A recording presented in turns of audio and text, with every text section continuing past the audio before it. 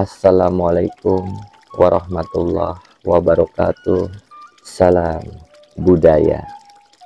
Jumpa lagi para sedulurku semuanya di seluruh Nusantara di dalam channel Saumas 81, channel yang menceritakan tentang sejarah-sejarah para leluhur-leluhur kita, orang tua kita yang soleh dan soleha, dan juga amal serta spiritual yang saya jalani secara pribadi.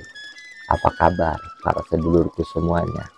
Mugi-mugi para sedulur selalu diberikan kesehatan, waluya jati kelawan rahmat lan hidayah saking kersanipun Gusti Allah subhanallah wa ta'ala. Amin amin ya robbal alamin. Bagi para sedulur yang baru bergabung, selamat bergabung, dan bagi yang sudah subscribe, like, bahkan membagikan video dari channel Saumas 81, saya secara pribadi mengucapkan matur kesuwun sangat. Mugi-mugi rezeki para sedulur yang jauh didekatkan, yang di atas diturunkan, yang di bawah dinaikkan, dideraskan bagaikan air jam-jam yang terus mengalir tiada henti. Amin amin ya robbal alamin.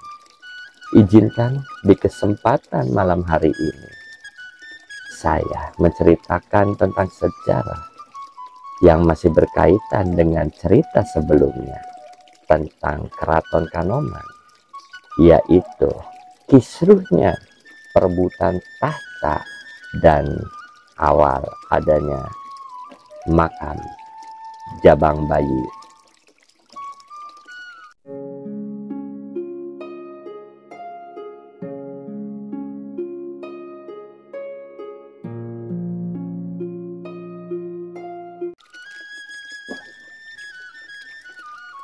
Baik para sedulur, jadi ketika saya membaca tentang sejarah-sejarah, baik dari zamannya para eyang Prabu Siliwangi, Pamanah Rasa, Haji Qodratullah, bapaknya para wali, sampai kepada para wali, beliau-beliau itu menikahkan anak dari kepala negara yang lain atau anak dari kepala ki gede-gede yang lain di antara pulau-pulau yang lain untuk mempertahankan kekuasaan dari kerajaannya dan memperluas wilayah kerajaannya dan membuat aman buat kerajaannya dengan menikahkan dari anak-anak negara-negara atau dari kepala suku atau kepala ki gede-gede.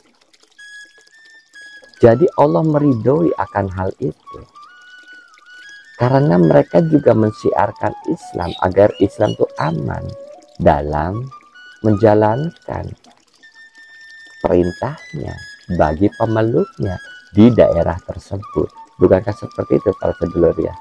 Sedangkan sejarah yang ini adalah menikah karena berdasarkan nafsu yang awalnya salah, pasti akhirnya juga pasti akan salah juga para sedulur. Ini ya, kita masuk dalam cerita. Masuknya Ratu Sengkaratna ke dalam Keraton Kanoman berdampak pada masuknya budaya Eropa di lingkungan keraton tersebut. Ratu ini tercatat sebagai orang yang pertama yang memperkenalkan dansa dan budaya Eropa lainnya di Keraton Kanoman, sehingga banyak para pejabat-pejabat kerajaan yang tidak berempati kepadanya.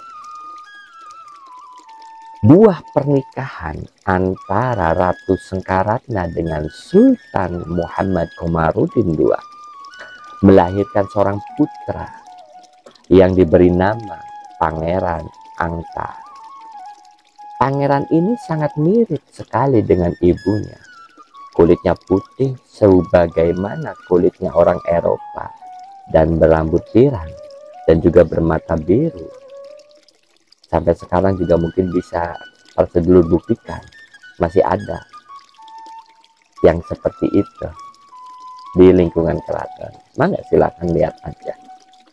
Sementara di sisi lain para sedulur, dua pernikahan Sultan Komarudin II dengan Ratu Raja Apsari juga melahirkan anak laki-laki yang bernama Pangeran Zulkarnain. Mangga kita saksikan cerita sejarahnya melalui video yang sudah saya siapkan untuk para sedulur-sedulur semua. Bismillahirrahmanirrahim.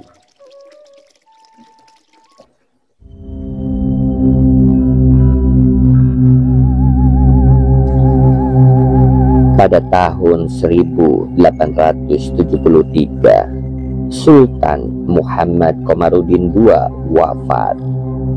Meskipun yang menjadi raja selanjutnya sudah jelas, yaitu anak dari permasyuri Ratu Raja Apsari.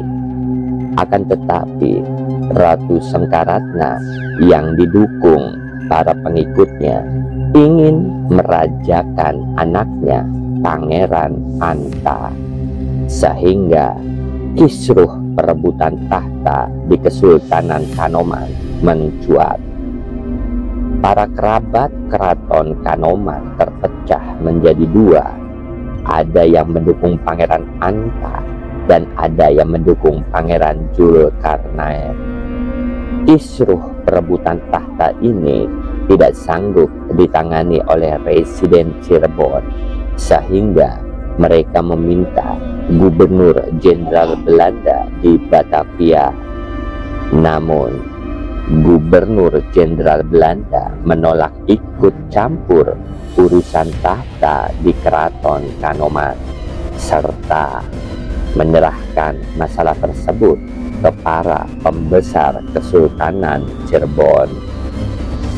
Berdasarkan keputusan para pembesar Kesultanan, akhirnya ditetapkan bahwa Pangeran Zulkarnain dinobatkan menjadi Sultan Kanoman berikutnya.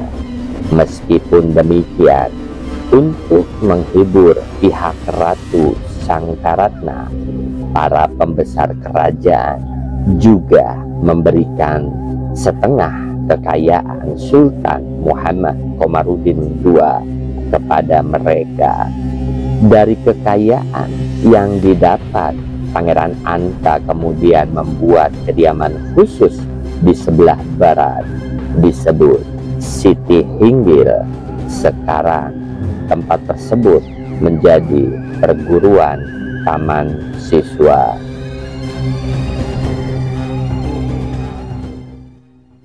Alhamdulillah sudah kita saksikan bersama-sama videonya tadi para sedulur. Dilanjut ya. Seiring waktu berjalan, makam anak hasil hubungan gelap antara Ratu Sengkaratna dan Sultan Komarudin II yang dikuburkan di mercusuar pesisir pantai Cirebon diketahui oleh masyarakat.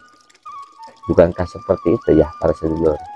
Sepandai-pandainya menutupi bangkai, tetap akan tercium juga sewaktu-waktu seperti itu ya. Jadi berhati-hati dalam menempa sebuah kehidupan. Karena diketahui oleh masyarakat, banyak yang berbondong-bondong untuk berziarah di tempat tersebut, hingga ketertiban pelabuhan Cirebon yang sibuk menjadi terganggu karena banyaknya masyarakat yang menziarahinya. Pada tahun 1921, ketika Cirebon diubah statusnya menjadi Gemeente Cirebon, makam tersebut dipindahkan ke Jalan Kesambi yang sampai sekarang masih terjaga. Kini makam tersebut dikenal dengan nama Makam Jabang Bayi. Itu para sedulur, cerita dari masuknya eh, budaya-budaya Eropa ke dalam keraton Kanoman. Silakan para sedulur melihat konten dari Sauma sebelumnya agar kelengkapan dari cerita yang sekarang saya ceritakan itu menjadi lengkap dan tidak menjadi sesuatu ajang fitnah. Mudah-mudahan karena ini saya dapatkan dari buku sejarah Cirebon. Itu saja para sedulur yang bisa saya berikan, dan mudah-mudahan para sedulur semuanya selalu diberikan kemudahan dalam aktivitas apapun, baik yang berdagang maupun pekerja atau apapun kegiatannya. Semoga Allah mempermudahkan untuk sedulur-sedulur semuanya di seluruh Nusantara. Amin amin ya robbal alamin. Kula mohon ampura jika ada salah munalanmun dalam menceritakan cerita sejarah ini kula secara pribadi. Assalamualaikum warahmatullahi wabarakatuh. Salam budaya.